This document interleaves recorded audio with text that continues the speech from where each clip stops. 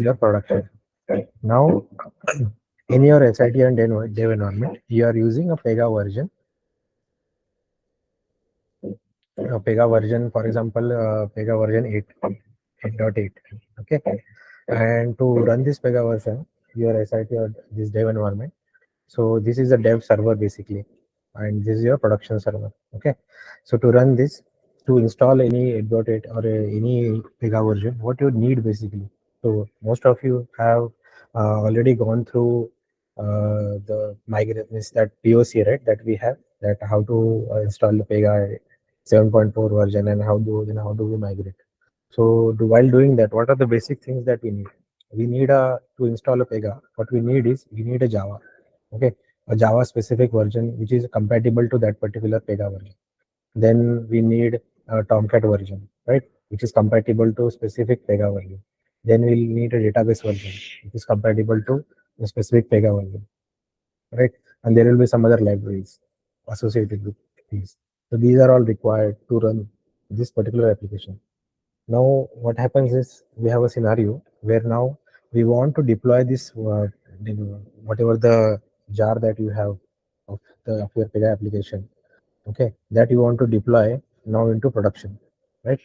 Now, when you are deploying to production, the production is a system, is a server, basically is a computer, it's a machine where there are some other applications are already running.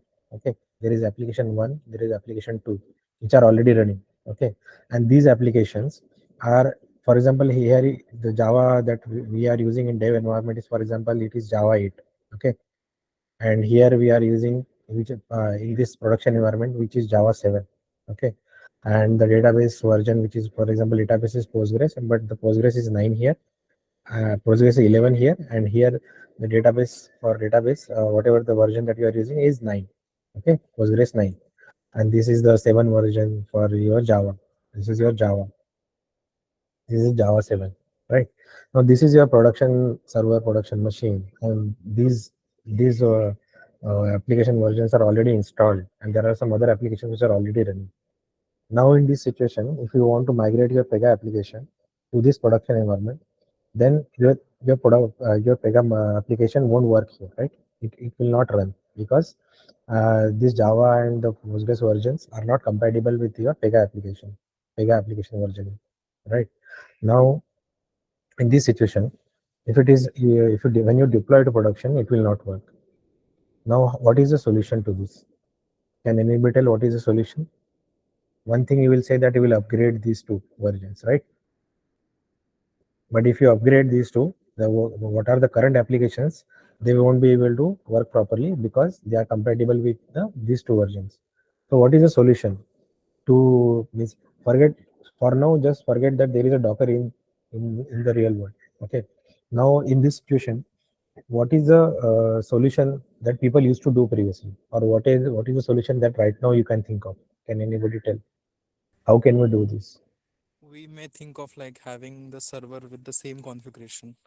Production So server. what you are saying is that we will have another server, okay, Yes. and we will have the same configuration, and we will deploy. This is one solution, right? This is good. Okay, but having different server is sometimes it's costly, and to run just one application, there are a lot of factors to it, like cost factor and lot of availability factor and all that.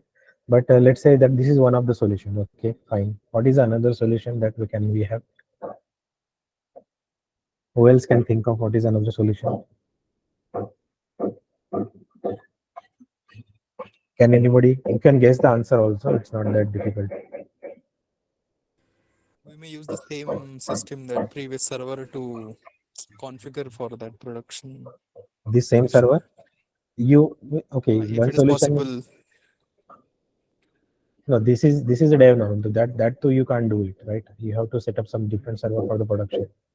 So what is another solution? Like what is another? This is one solution. This is not. I'm not saying this is wrong, but this is one solution. What is another solution? Can You can anybody have an think of it? AWS cloud Means definitely that is a deployed AWS cloud. deployed on AWS cloud. But AWS cloud also basically the underlying layer. It's a server only. Yes. Underlying logic is that it is definitely again used to going to use the container, which is a Docker container, some version of the Docker container. Yes. But right now in the real world, if you think that there is no Docker, then what is the solution for this? Solution for this is that we will have a virtual machine inside your production environment. We will create one virtual machine, okay, and this virtual machine will have this virtual machine. Now this virtual machine will run one virtual machine inside the production environment. This virtual machine inside this virtual machine will install all the compatible files which are Java version, then all your database versions and all the Tomcat version you will install there. Then you will install all your Pega version, which is 8.8 or something, that you will install in your virtual machine. And then once you install this, then you will just expose these ports, and then you will be able to work. So this is one solution, right? To have a virtual machine. How many of you has worked earlier on virtual machines? So I have worked. Yeah. So if you have any virtual machine, so you might have seen, right?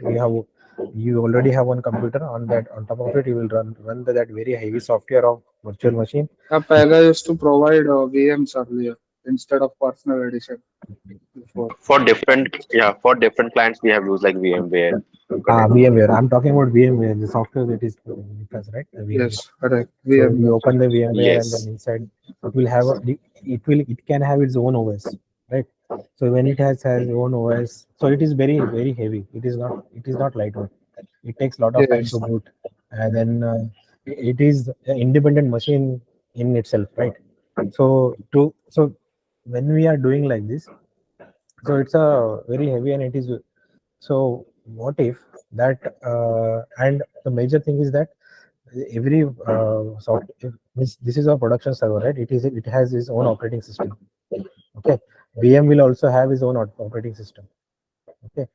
And the major difference between the Docker and the container is that why VM becomes heavy, because first thing is that it is inside your production server, which is your own OS, okay. On top of it, you are doing this using this VM will have its own OS, as well as it will has own kernel. It will have its own kernel. So what is kernel? Though people who have passed out recently, they can tell. They might have studied in their engineering. And this whichever the OS is installed on this production server, it will have this OS and kernel. Also, this virtual machine will have its own virtual machine and kernel.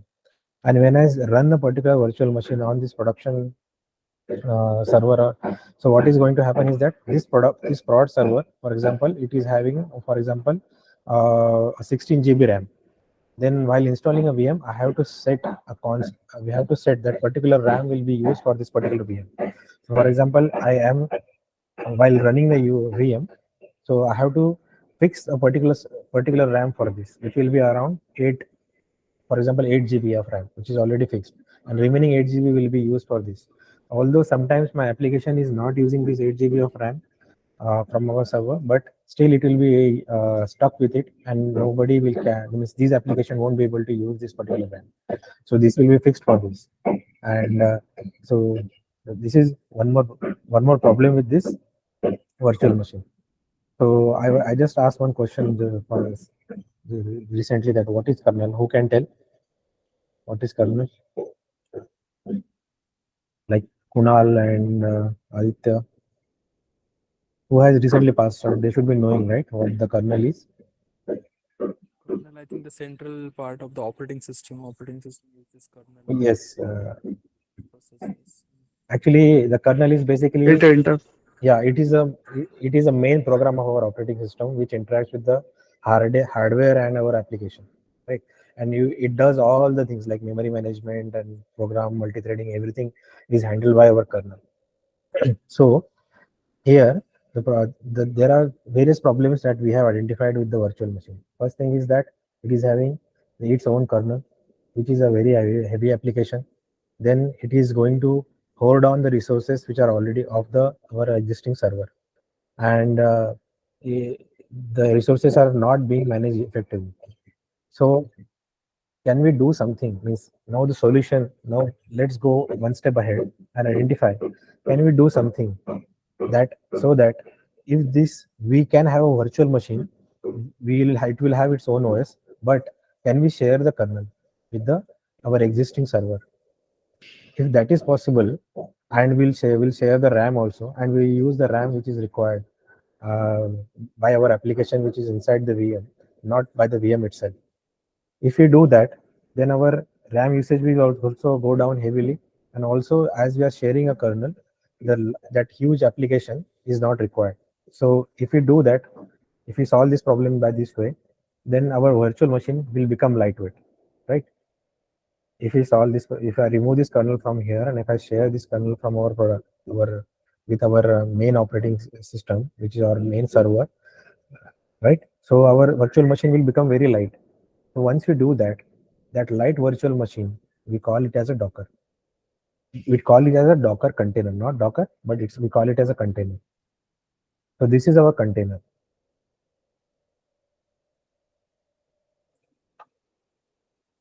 So you can write here. So this is our container. So what the container will have?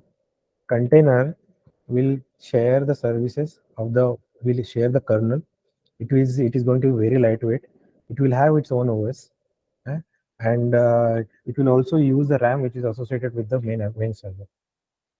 So that we call a container, and we can run multiple containers in one server, and these containers will be isolated from each other. They call it as isolated because they are independent. They act as an independent machine.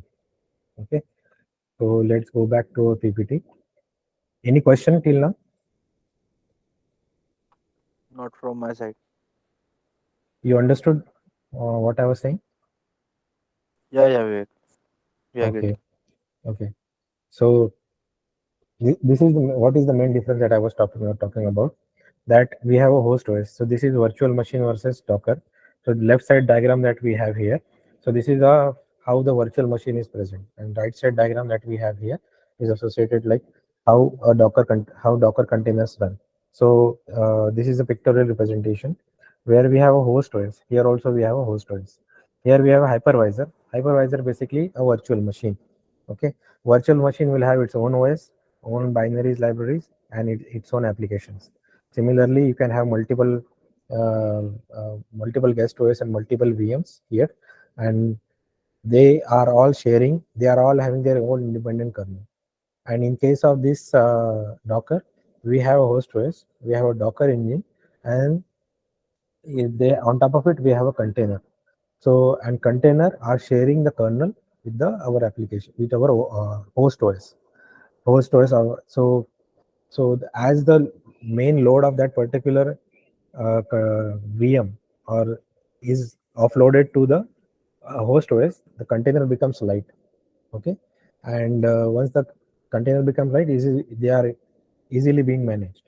So and they are easy to boot up, and all those things means all the benefits they come along with it. Okay, so now let's see the demo, how it looks. So there are various ways you can do it. Vivek, can you repeat? Can you repeat the Yeah, which part? the difference between Hello, who Docker was it? engine and hypervisor? I'm Farhan Okay, this okay. side. Hypervisor. Yeah. So hypervisor is basically, you can say that is basically the VM. So what we can say the virtual machine which is residing on top of your OS. So virtual machine is a software. They call it as hypervisor also. So there are various versions of hypervisor. If you Google it, you will find out like I don't remember the names, but one of the software is virtual machine, like from VMware. VMware is one hypervisor. Okay. So have Okay. you Yeah, every like time Citrix installed and the all. VMware? Yeah, Citrix, VM. Yeah. Those are all hypervisors. Yeah. Okay, and this is the Docker. Yeah. Okay. Now let's do some hands-on. Okay, let me tell you like how Docker container looks like. So basically, when you can install this Docker application into your machine. Okay, and there are two different things. Docker comes along with the Linux if you have Linux machine, but if you have Windows machine, we have to install a specific software called Docker for Windows. We have to start it, but here in our in our laptops, we don't have any admin rights to install that particular software. So for now, what I'm doing is I'm directly showing a Docker playground on your online. Okay. Otherwise, I would have installed it as there are no permissions. So for now, so here what we have is, here we have a command line. This is, you can imagine as this is our Linux machine.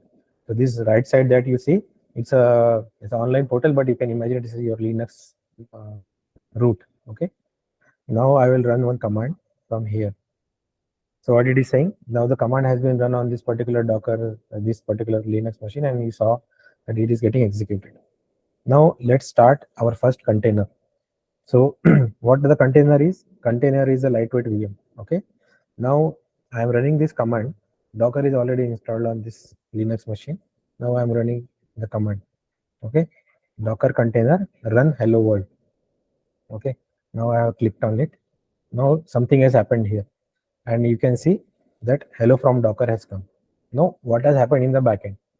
So first of all, this is a Docker. This is a command line. This is a command like Docker container. We are executing run, and this is hello world. So let me, before coming to here, let's go back to this. Okay, and let me explain in more detail. So what has happened is that to let's come back a little bit and let's discuss this. So when I said that this kernel was offloaded to this machine, now let's imagine that you have one, although you have offloaded these things, but still in your lightweight virtual machines, what you have to do, you have to install all the compatible files, all the compatible versions or depending software libraries, right? So those depending software and libraries will be for example, this lightweight VM that we have here.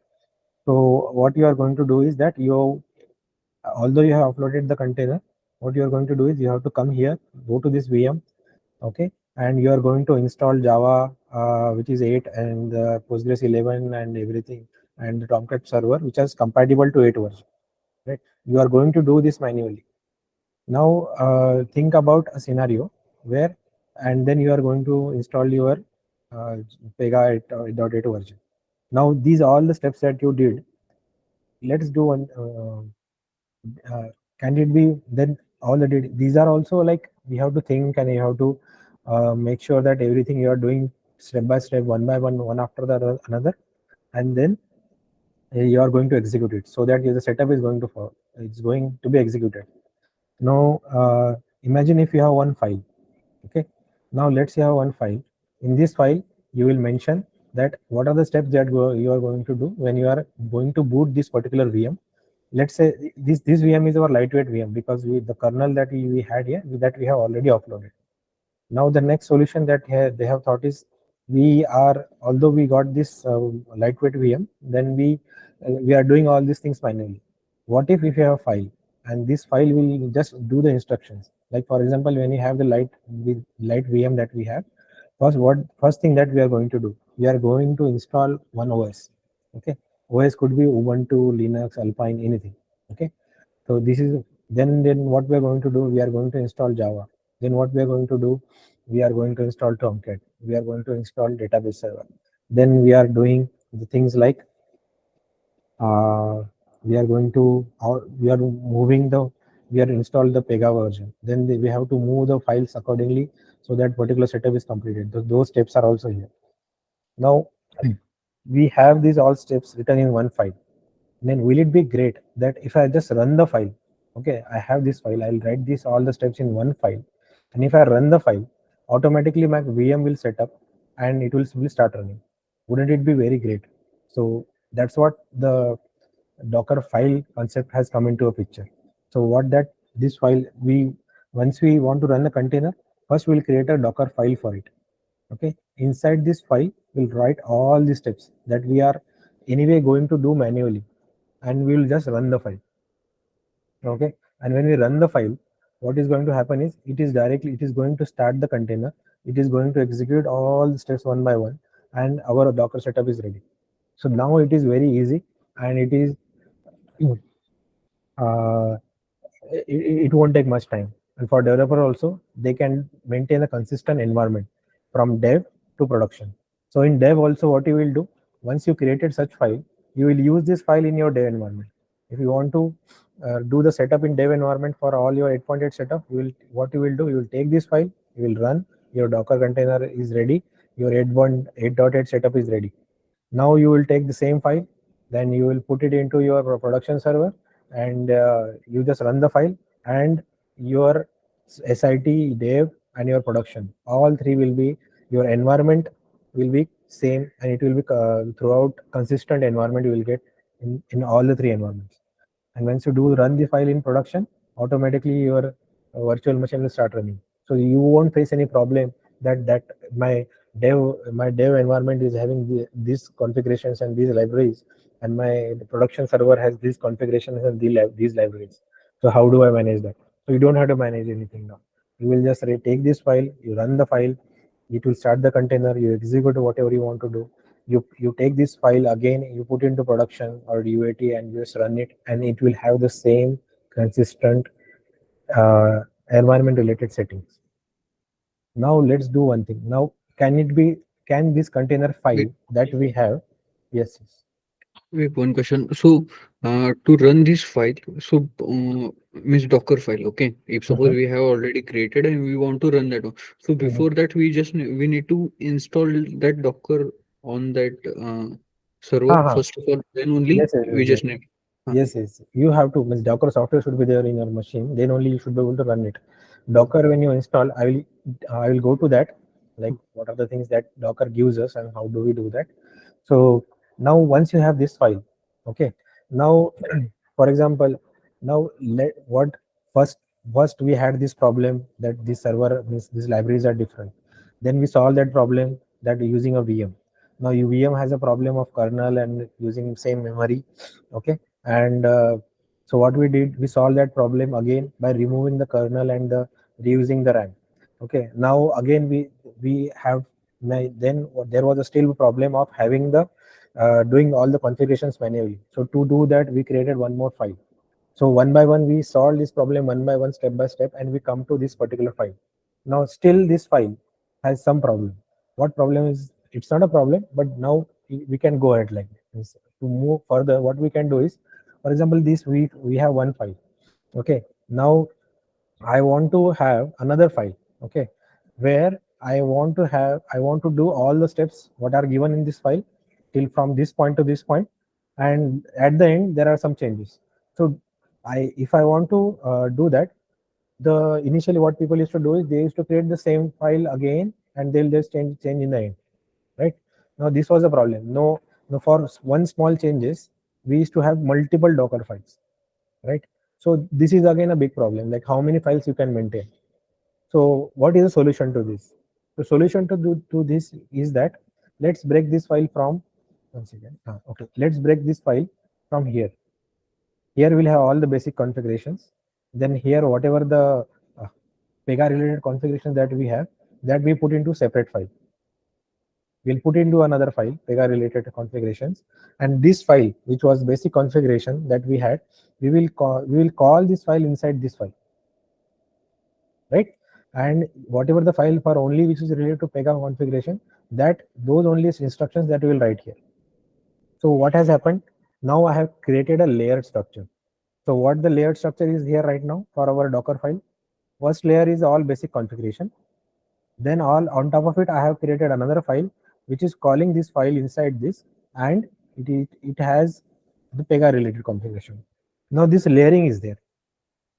So this way we have solved so many problems. And now the currently that we have right now in the marketplace, that we have Pega these Docker files, and these Docker files are always layered. Okay. So let's go to the demo now. So when I came to the demo, what I did is, this is our Linux machine where Docker is already installed. This is just a simulation. Okay. And I have run this command, docker container run hello world. Now, Docker container is a command line, which is a command given by the Docker, and this will execute on the CLI of the Docker, which is command line interface. And this is a command run hello world. So what is hello world I have given here? Hello world is the name of my image, okay, image or a Docker file. So what my command is saying, docker container run hello world. Now what is happening here? Unable to find the hello world latest locally. So what it did is that first it tried to find this hello world image in your local system, in your local machine. It did not find there. That's what it is saying. It did not find there. Then it is saying pulling it from the library hello world. So where is this library? From where it is pulling? So this library is present in the Docker Hub. Docker Hub is a place where all the libraries are present, and from there, through the internet on runtime, it is going to download that particular Docker image. Means Docker file, basically. Docker image, you can say, is an object of your Docker file. For example, if you have a class and class is your object, right? For same way, Docker file is a class and its object is a Docker image. Okay. So what it does is it went to the Docker Hub. It's an online portal somewhere. Okay. And from there, it downloaded that particular Docker file and it run the particular Docker file. While doing that, when they run the particular Docker file, it started the container. Container was started. Container has executed the code which was present in that particular hello world, and that particular code has outputted to our CLI, our runtime interface, and container has shut down. So all these things has happened in the backend when I did the command docker container run hello world. Now this hello world, I said just now that this hello world is a Docker file or Docker image which is present in the Docker Hub. So let's go to the Docker Hub. Sorry, it's Docker Hub. Okay, see, this is Docker Hub. Okay, if you just have to log in here, you can see there are so many official images. There are so many images based on your requirement of various things. These are the images present. Let's see of hello world. Hello world. This is the image. So what has happened? This is the official Docker Hub hello world image. Here you can see, if you pull this image, it is going to run. It is going to give us this output, hello from Docker. The messages from the installation appears working remote currently. Okay, and this is the output that we got. This is the output that we got. Same way, if you come here to Linux, here you can see we also got the same output. So, but the behind the scene, what has happened? If you compare here, I came here, Docker was installed on the server. I run the command using Docker. It started this VM or the lightweight VM, what I said as a Docker container. And this container started, it executed the command and the container was off and the output was given to the CLI. These things happened in the backend. Now you will say the container was off. Now, how can we make sure the container is always running? Right? So those are the things, those are using command line that you can handle that, make sure that container is always running, that you can do using your Docker commands. This particular command was doing that, but there are various other commands will make sure that the Docker container is running. So we'll go by to those commands one by one. So here you can see that this is what it has happened. It went to the registry. From the registry, it found out the image. The image came back and it has given. It was executed inside the container. Container executed it. Result came to us on our CLI, and the container went off. Okay. Now let's see what has happened. Like Docker container ls. Okay. Let's have, so Docker container ls will show you all the running containers, and Docker container -a will show you the recent container that we had. So what it is saying that -all. So what it is saying that this is the container ID. This is the image name that we have imported from our Docker Hub, and this command that we have executed, it was created 13 minutes ago. It was executed 13 minutes ago, and these are the ports ports which are actually used to expose the particular, means from the container, if you want to expose something, so you have to do the port mapping. So those ports will be shown here. So right now we are not going to into that detail. So there is ports are not showing here. So this is here, you can see that this was the container, this was the container ID which was created. Okay, and this was the way it was worked. Now let's go one by one. Now as I said, now let's pull some image. How do now what has happened? What we pull the image, we run the container and we close it out. But we can also do is that first we pull the image, then you see the image, then you run your image. That is also possible. So how will you do that? First you use Docker image pull Alpine. So Alpine is a image in name of an image, and Alpine is a lightweight Linux OS. Okay, whenever you run the container, you use that Alpine OS. So Ubuntu is like one of the OS. Alpine is also one of the OS, but these are lightweight. Alpine is considered to be a very lightweight compared to the Ubuntu. Now I run this. So here you can see that Docker image pull Alpine. Now it has went to the library. It has pulled that particular Alpine image. Now let's see that how many in my, now this image is in my machine. Okay, now when I run the particular Docker container using this image, that time it is not going to again to our Docker hub and get the image. As the image is with me already, it is going to run directly. Okay, now let's do Docker image ls. So it will show us that what are the images that I have in my repository in my local machine, not in local machine, in the server. So here we have two images. One is Alpine, one is Hello World. Now let's container. Now let's run this command, Docker container run Alpine -ls -l. So what this command is telling us to do is run the container of type image Alpine. This image you run of then and you run this command ls-l and exit. Okay, so let's run that. Yeah, so what has happened is this Docker container was started, container used the Alpine image. Okay, and it has executed ls-l. With respect to this command, Docker container run image, and we didn't do ls-l here, right? The same thing has happened, but here what was happened is that it went to the Docker hub and it downloaded that particular image and then it executed, right? That's why it said here unable to find the image. But if you come here, it didn't say anything like that, unable to find image, because the image was already with it. So it directly run the particular container. It started the container. Means you can see how fast it is, that compared to the VM, it has started one machine. I mean, you can imagine like this, that it has started one machine. It has installed that particular Alpine OS. It has run the command ls-l to show the list of the folders, and it has executed. And whatever is the output, that is already coming to us on our CLI. So that fast it is. Now the container is off.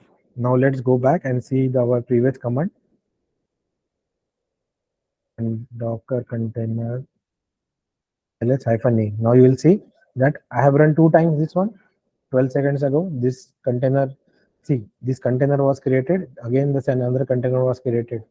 This container I executed 1 minute ago, and this is just 11 seconds ago. So you can see, so this container was exited right now, right? They are not live. Okay, these machines got boot up, executed your command, and they exited. So that fast it is working. Now what if I want to for example go to our bash. For example, I want to go inside the container, right? Right now what I'm doing is I'm running a container with some command. Container is executing, going back, right? But I want to go inside a container. So what I should do? I can come here. Now you can see what has happened. Okay, this has executed the bash. Yeah, so now we got this this one, the command. Now we are inside the container. For example, if I do ls, you can see all these files I'm getting. These are the files which are present in our container. In container, now you can, if it is configured, it will it will not. This is not. This is all time running. Now let's do, for example, if I do exit, and if I do, it is exited. So there is a way that for that you can make your container always running. Right now I am exiting it. That's why I'm coming out of the container. So it is getting exited. Okay. So these are the things how the containers are working, and these containers, when they are executing, they are not like they are completely independent of each other. Like they say that these all containers are immutable. Although I have used the same image, but these two containers are independent of each other. They don't share any resources among themselves. Means sharing of resources is definitely possible, but when they run in the basic setup, they all run in the immutable state. Like they are independent of each other. We say that is isolation. They always run in isolation. Okay. So let's go back to our PPT. So I go to demo.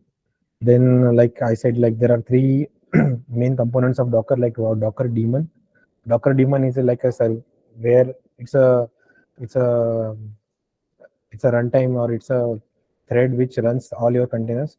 High level API and CLI. CLI is the interface on which we write the commands, and high level APIs which are provided. So daemon interacts with these high level APIs of the Docker, and we get the output accordingly. So these are the main components of the Docker, like Docker daemon, Docker APIs, and Docker CLI. Then let's understand the major terminologies I already spoke about, like images, containers, client, and Docker Hub. So Docker client is basically the CLI that we have. Image is a file, and I already talked about this layering. So first of all, you will have kernel, you have base image. Inside base image on, so when you run a particular image, inside your image there are multiple images are there which are being called. So first those images get compiled, and finally your container will get formed. So this is all about the basic layering and running the container using the Vivek, Docker image. hello. Yes, Yeah, Vivek. So I have some doubt. yes. So we have like Docker container Alpine. Alpine, yes. Yeah. So suppose that every time if we have to push some image there, so every time we have to run before that program. Like for image we have run right Docker container run something. For image, yeah, this one Docker container run Alpine, Yeah. right? So we have two image only. So suppose that I want to push more image in my local something. Then what you can do is you can use this Docker pull an image name. So there are so many images here. If you come here to Docker Hub, Okay. Docker Hub. So here if you come here, Docker Hub, there are official images. So yeah, those many, like how many thousands of images are there? There is a count right now. I saw somewhere. See, this official Alpine image has been called 93 lakhs times. Okay.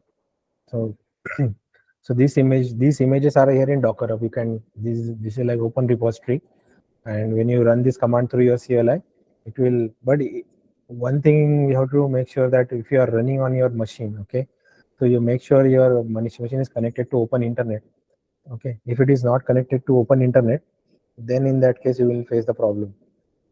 If it is inside the VM, your virtual network or VPN, then sometimes you won't be able to pull the images. So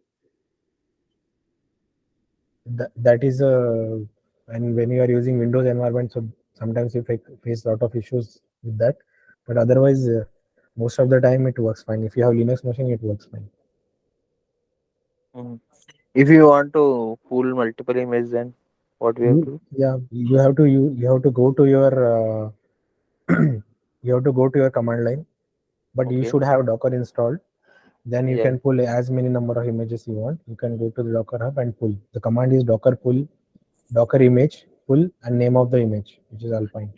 Yeah, so one time if you want multiple image, so it will be possible Yes, like yes. on single So time. you can write a script and Uh, mention the full commands in that script. That will script where you can run it. It will execute all the pull requests. Okay, so you are saying that we have to write a script, and in that we have to write the commands. Basically, you have Yes, to create one more Docker file. In that Docker file, as I said here, right? Here yes. in this Docker file, I had three. This was the basic configuration, and this was Pega related configuration. So what Yeah, we did is first we had the basic configuration. Then on top of it, we have run the Pega related configuration. Pega related. So Okay. same way, if you want to have a file, you want to pull multiple images, just write your commands like pull this image, pull this image, pull this image. So what is going to happen is that when you have two files, for example, one file for this all basic configuration, another file for Pega configuration. So you can create one file, okay, and you can push this file. Means what you can do, whatever the Pega means whatever the Docker file you are creating for yourself, you can also push to Docker Hub. For example, you have created two files here. You can push both the files in Docker Hub. For example, here you have a Docker Hub. Okay, this is your Docker Hub. You can push here using command line to Docker Hub, and you when you want to directly take these two files, you just pull these two images for here, so that your Docker file is ready. This is your Docker file, and again you can push this Docker file again to the Docker Hub, and now you will have only one file where you can use again. So it is like a layering. Like I say that in your Pega, when you have a rule sets, right? So multiple rule sets that you have. So what has happened is whatever is there in a lower level rule set is automatically is available in the higher level rule set.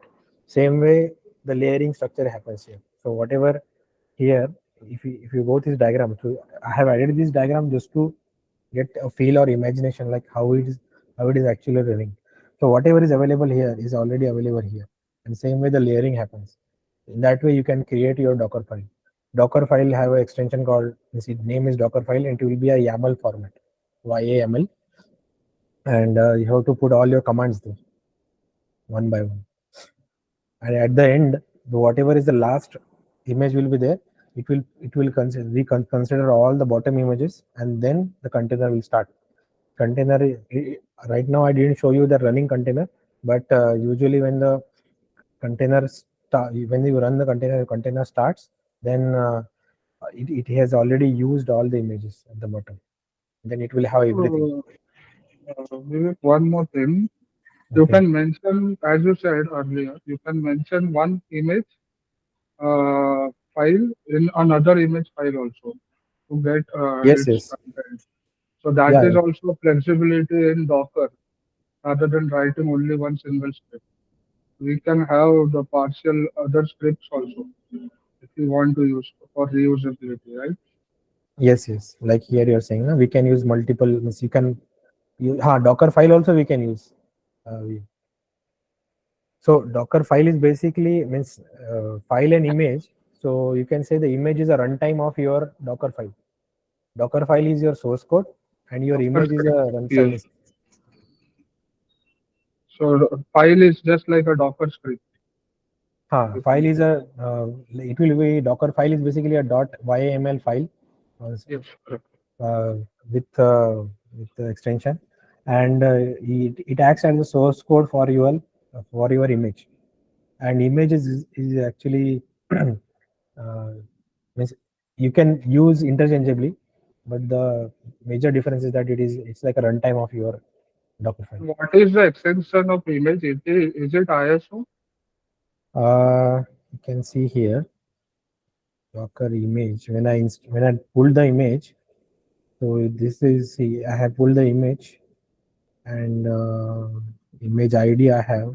I'm not sure about the image ID, but I feel it could be ISO, but I'm not 100% sure what is the extension of Because image. mostly we use ISOs for ISO files. any But OS also. hmm. Image. So this is about the Docker basic, like what are the basic commands. So for example, if in our if you want to run particular job scheduler, okay, and that particular job scheduler is running at particular certain time. So now on top of this Docker basics, they have created AWS, they have created like Kubernetes, and everything is using, but the concept of container is same everywhere. If you go to Azure, you go to AWS, or you go to Kubernetes, or any GCP, anything, any environment, if you cloud solutions you go, the concept is same. The container concept is same everywhere. So in AWS also, if you want to run a container, they use YAML files. Yeah. So I was saying, talking about the job scheduler. So what the container is usually used in runtime in production servers is that, for example, you have a job scheduler that is running at particular time, and on one server only job scheduler is running. So instead of having a server running continuously all the time, what they do is in nowadays, for example, in AWS or anything, that they will start the container before a job scheduler time. Job scheduler will run, and once the execution is completed, they will shut down the container, and that happens automatically. So that's how we can reduce the number of resources that are being used of the main server, and then they can and a particular work is also being handled by a particular machine. So that solution means that problem is also being solved, and these containers can be scaled. They can be automatically based on the traffic that we are getting. So these are all the more advanced concepts, but basic is this. Any doubt anybody has? Yeah, Vivek, I have one doubt. Like, Okay. if I wanted to generalize this thing, like a Docker is a software which contains more than one container, right? So we can consider like container as a virtual machine, right?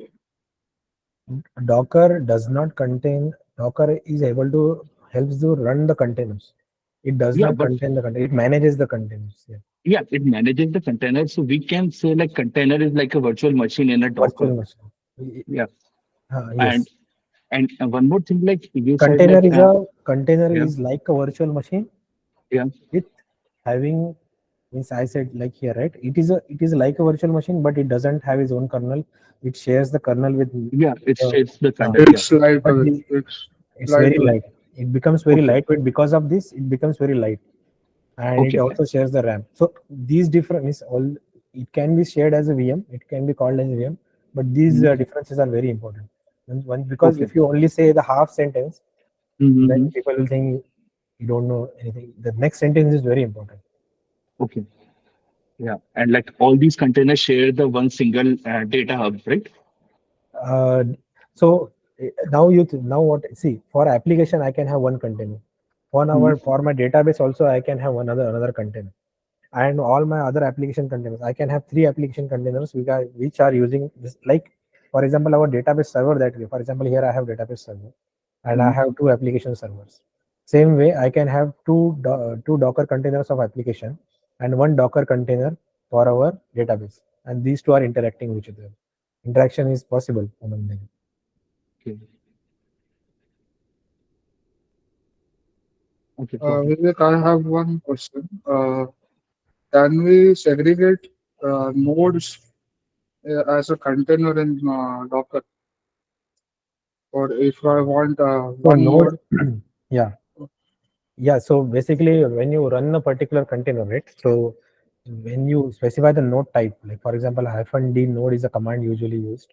-d, okay. D is capital node, and you specify what is a type name of what purpose that particular node is being used. So for example, Okay. this is only used for background processing. So this node, this container will only execute background processing. Right. Got it.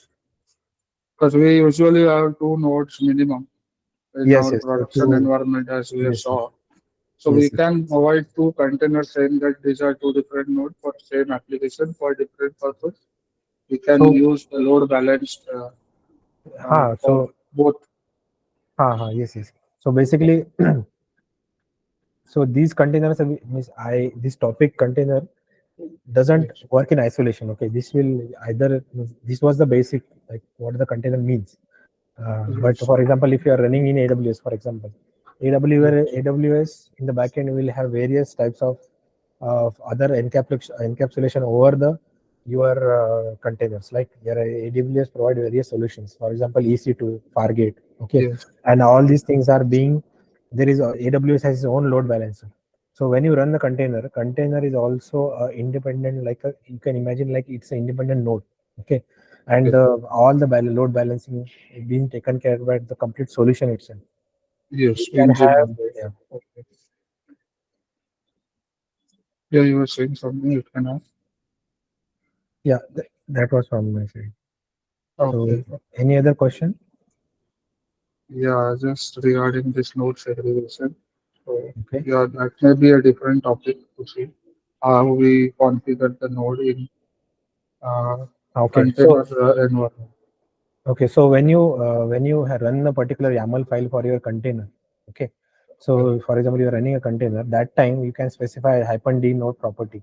This property -d node, so that the container is going to run, which is going to form a node, which will be of which type. So this particular line you can mention in your YAML file. That way, it will form a container which is of that particular type. So while configuration only we can specify that. While configuration. Mostly things should be get handled from your YAML file. It should not be like after that when you run the container, inside the container you can go and then again you can run something. That time also, for example, if you are running Vega application, that time also you can specify, but it's better to configure. Like everything is there in Docker file, it will be better. Like when I was in Infosys that time, when we used to run a particular container as a, for example, a message broker or let's say We will. yeah, that way we used to all mention that configuration into our YAML file itself.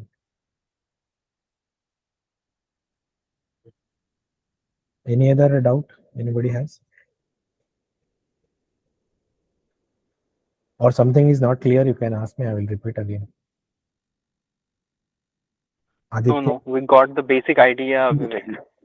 We have to study. Yeah, same from my side. Okay. What about others? Yeah, we no doubt. Understood all. Okay. What about Vaibhav? Vaibhav was not speaking much. Farhan, Vaibhav, anything? Yeah, Vivek, like I have whatever doubts I have, I cleared. Like, got the basic idea. Sorry, when Farhan, first you speak, yeah. Yeah, Vivek, we got the basic idea. We'll go through the topic of once on my own self. Okay. So what I have is that I'll ask you some questions, whatever I just told you, and we'll see how many of you can answer, so that I will know that I was able to explain properly. Okay, this is not to judge you guys. This is just to judge me that I was able to convey properly. Okay, so I will let's see how many of you can answer these questions.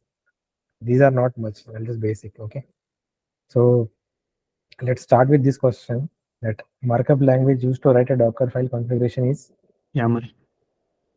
Why Who said- YAML? XML. YAML. YAML. Why YAML? Why? C. it's YAML. C. Okay, how many? Okay, the program. This I didn't tell you. It's C, I guess. C language. No, it's Go C language. plus plus, C plus. Okay. Oh, It's Go language. oh, Okay. okay. Golang is actually Docker is developed by Google, and language which developed by Google is also Go. So Right. so you can just guess also, but it's okay. That I didn't tell anyway. Okay. So which of the following feature is not provided by VM?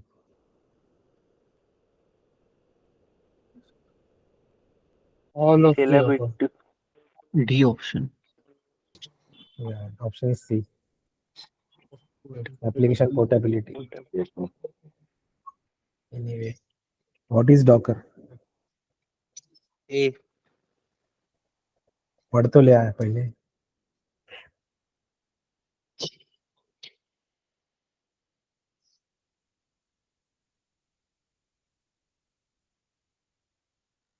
B.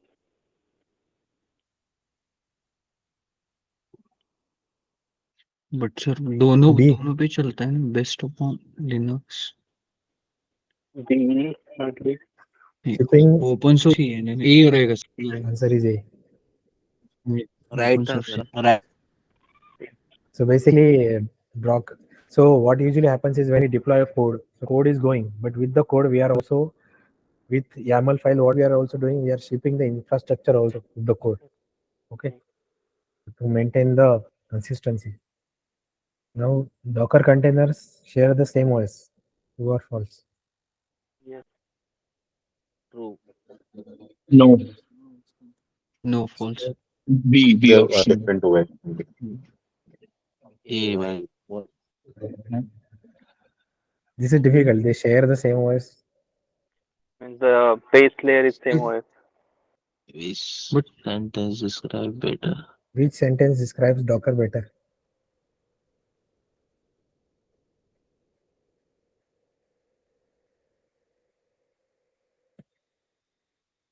Running or run twice. I No, think B. All B. of the above. Who said all of the above? All. Who said all of the Me. above? Amar. See, third option, easy to run is much more fun.